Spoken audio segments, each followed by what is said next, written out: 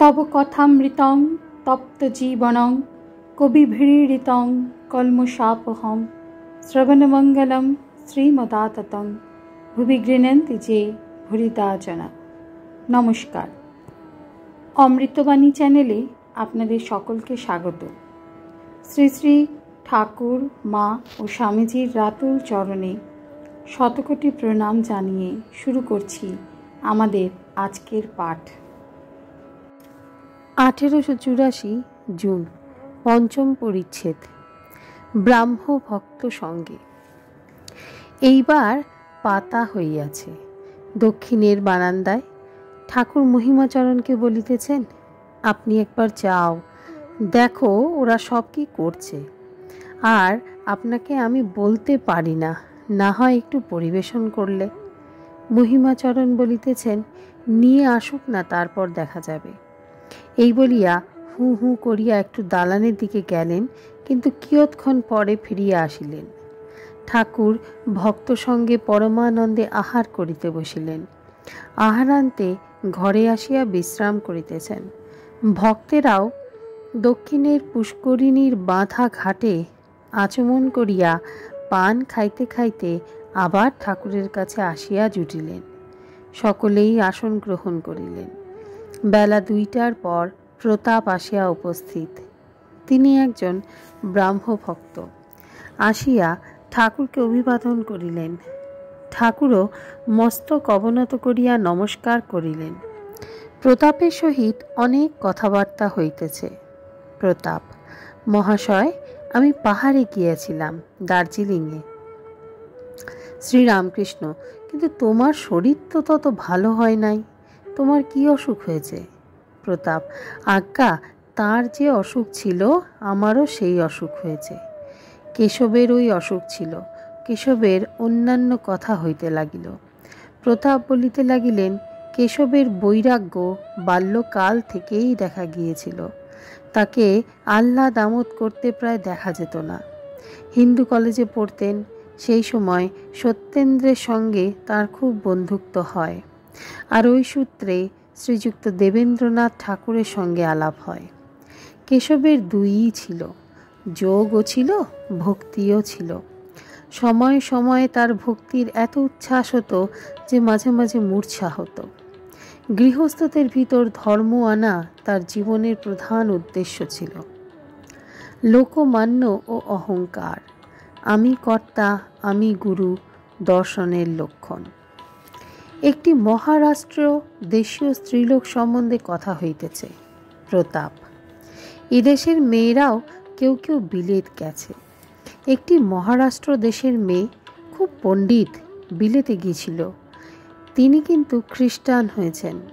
মহাশয় কি তার নাম শুনেছেন? শ্রীরামকৃষ্ণ: না, তবে তোমার মুখে যা শুনলুম তাতে বোধ হচ্ছে যে তার লোকমান্য হবার ইচ্ছা। এরূপ অহংকার ভালো নয়। আমি করছি, এটি অজ্ঞান থেকে হয়। হে ঈশ্বর, তুমি করছো, এইটি জ্ঞান। ঈশ্বরই কর্তা আর সব অকর্তা। আমি করলে যে কত দুর্গতি হয় বাছুরের অবস্থা ভাবলে বুঝতে পারবে। বাছুর হাম্মা হাম্মা অর্থাৎ আমি করে, আর দুর্গতি দেখো। হয়তো সকাল থেকে সন্ধ্যা পর্যন্ত লাঙল টানতে হচ্ছে, রোদ নাই, বৃষ্টি নাই। হয়তো কষাই কেটে ফেললে মাংসগুলো লোকে খাবে, ছালটা চামড়া হবে, সেই চামড়ায় জুতো, এইসব তৈয়ার হবে। লোক তার উপর পা দিয়ে চলে যাবে, তাতেও দুর্গতি শেষ হয় না। চামড়ায় ঢাক তৈয়ার হয়, আবার ঢাকের কাঠি দিয়ে অনবরত চামড়ার উপর আঘাত করে। অবশেষে কিনা নাড়ি ভুঁড়িগুলো নিয়ে তাঁত তৈয়ার করে।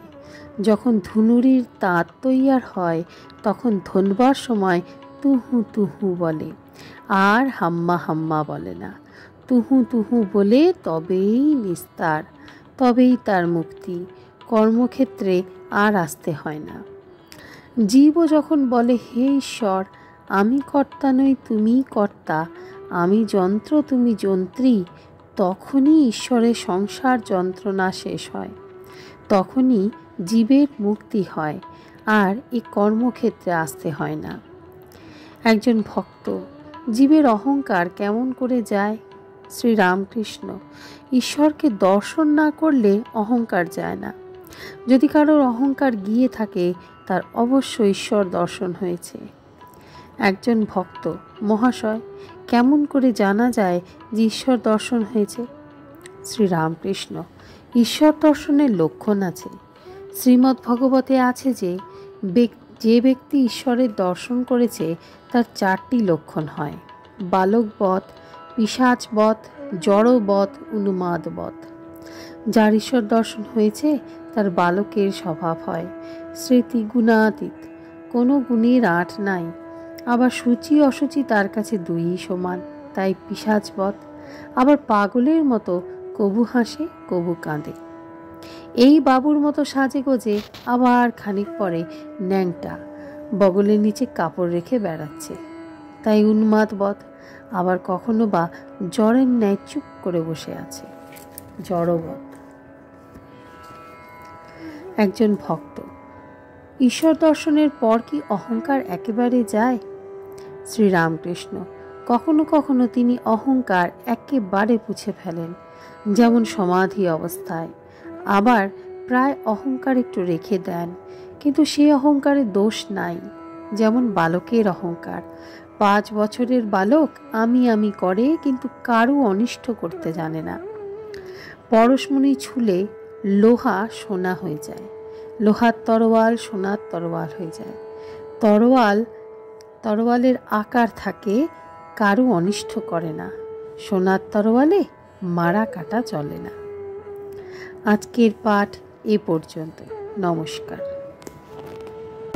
কথামৃতে সুধাধারার সাথে শ্রী শ্রী ঠাকুর, মা ও স্বামীজির অনুধ্যানের জন্য চ্যানেলটি সাবস্ক্রাইব করুন।